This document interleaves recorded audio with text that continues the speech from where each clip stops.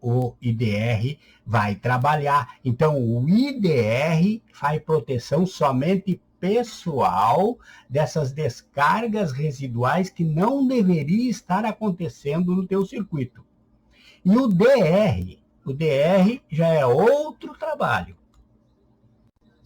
E o IDR, além dele, ele faz então somente proteção contra descargas residuais. As descargas que não deveriam estar acontecendo estão erradas no circuito. É para proteger então contra choques elétricos, certo? Ele, se houver uma corrente de curto-circuito, por exemplo, o IDR não vai abrir. Ele vai deixar o curto-circuito, porque a proteção dele não é contra corrente de curto-circuito.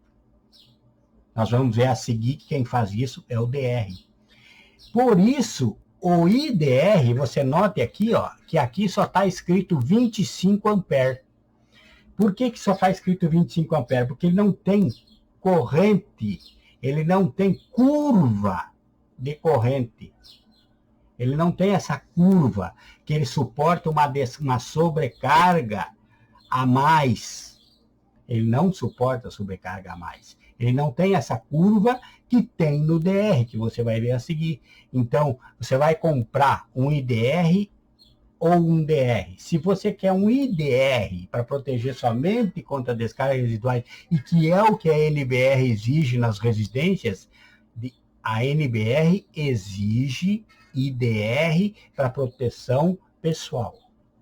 Porque, segundo a NBR 5410, lá no teu circuito, no teu quadro, como esse aqui, vai haver um disjuntor termomagnético protegendo cada circuito e vai haver o disjuntor termomagnético protegendo a entrada geral do teu sistema. Então, o IDR vai estar lá colocado, como esse aqui, para proteger somente descargas residuais. Agora nós vamos ver, então, um pouco sobre o DR.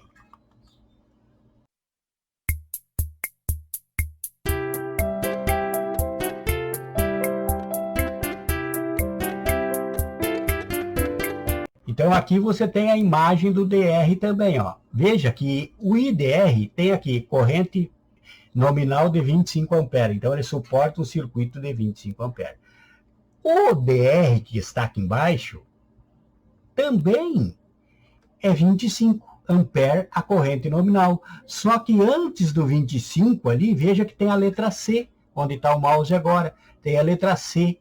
Por que tem a letra C? Porque ele é um DR, ele também trabalha como se fosse um disjuntor termomagnético. O que o disjuntor termomagnético faz? Ele protege contra corrente de sobrecarga.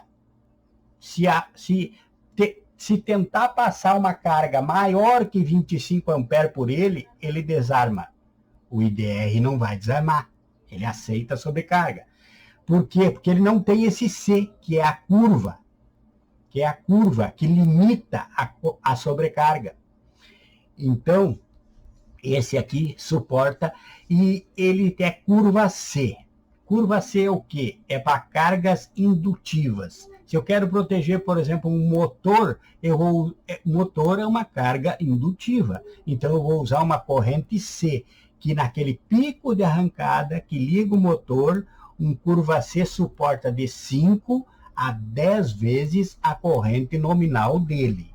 Mesma coisa se vier uma corrente de sobrecarga. Ele vai suportar uma corrente de sobrecarga de esse curva C de até 10 vezes a corrente nominal. 10 vezes 25 vai dar 250 amperes. Então, por poucos segundos, ele vai suportar até 250 amperes por poucos segundos. Por isso que a curva dele, a curva de ruptura, a curva de arrancada, a curva que o motor faz aquela arrancada que vai lá em cima a corrente elétrica dele, e depois que ele está na velocidade normal, ele anda corretamente dentro dos 25 amperes, que é a corrente dele aqui. Então, vou comprar um DR, tem que ter ou é curva C, ou é curva B, ou é curva D. Curva B vai proteger de 3 a 5 vezes a corrente nominal. Curva C, de 5 a 10 vezes. Curva D, de 10 a 20 vezes, é mais usado na indústria. Então, vai ser curva B, C ou D. Veja que no outro vídeo, você veja aí na playlist o vídeo Elétrica Residencial Predial Quadro de Distribuição. Eu expliquei por que eu estava usando dois protetor aqui, 2 e 2 para o neutro, certo? Eu expliquei por quê. Agora nós vamos modificar esse quadro e vamos tirar o IDR que está instalado, que eu expliquei no outro vídeo, e vamos colocar o DR. Vamos ver na nossa ligação o que mudaria. O que mudaria do IDR, o esquema de ligação do IDR para o DR. E no próximo vídeo eu vou fazer tirando esse geral, aí vai mudar bastante. Tirar o geral e usar o DR como geral. Veja, outra coisa, se você vai usar um IDR, você não pode usar o IDR como disjuntor geral, no lugar do disjuntor geral, porque ele não tem a curva de ruptura, certo? Mas se você comprar um DR que tem a curva de ruptura, esse que está agora, o mouse aqui, ó, aí você pode usá-lo no lugar do disjuntor geral. Então, mais uma diferença. IDR eu não uso como disjuntor geral de entrada do meu quadro de distribuição. DR eu posso usá-lo como disjuntor geral. Então, no próximo vídeo, agora nós só vamos trocar o IDR pelo DR. E no próximo vídeo, nós vamos tirar o disjuntor geral e vamos ver o que vai mudar tudo nesse nosso quadro, certo? Vamos mudar aqui, então. Veja aqui agora. Tiramos o IDR e colocamos o DR. O que mudou no esquema de distribuição dos condutores? Nada. Nada. O que mudou aqui, só que eu tirei aqui agora, veja aqui à esquerda onde está o mouse agora, eu tirei o barramento, um dos barramentos de proteção do aterramento. Antes eu não precisava ter, expliquei no outro vídeo, veja o porquê lá no outro vídeo, senão vai alongar muito. Eu deixei um somente, porque esse tem essa curva de ruptura melhor, então não vai haver problema. Deixei só um, mas poderia estar os dois também aqui. Então tirei o IDR, que é esse que está o mouse em cima dele aqui agora, coloquei o DR. Continuou aqui, protegidos, ó, veja, o esquema de ligação é o mesmo, veja aqui. Entrei, o neutro veio lá do ponto de entrega, entrou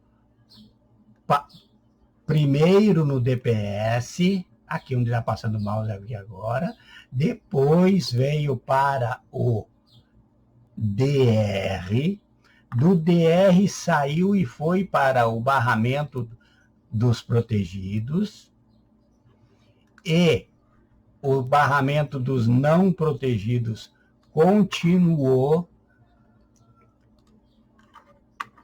Veja, o barramento dos não protegidos continuou jampeado aqui, porque ó, 2 neutros estão saindo do barramento dos protegidos, dos não protegidos, que são esses 2 circuitos aqui, e 3 continuam saindo dos protegidos. Só que eu coloquei um DR, porque eu coloquei esse DR porque talvez eu queira proteger, por exemplo, o motor da bomba lá da piscina, ou o motor da bomba da caixa d'água, e eu precisava um DR para proteger esse motor, que ele precisa ter condições de suportar essa sobrecarga na arrancada dos motores.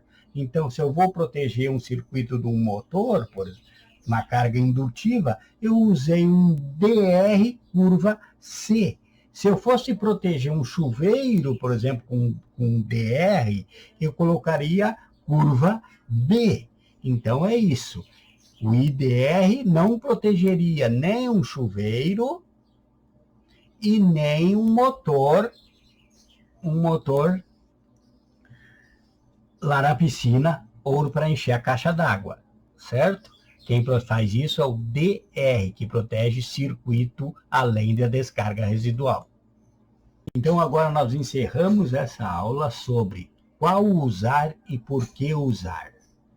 Antes eu tinha um IDR, eu tirei o IDR e coloquei o DR na mesma posição que estava.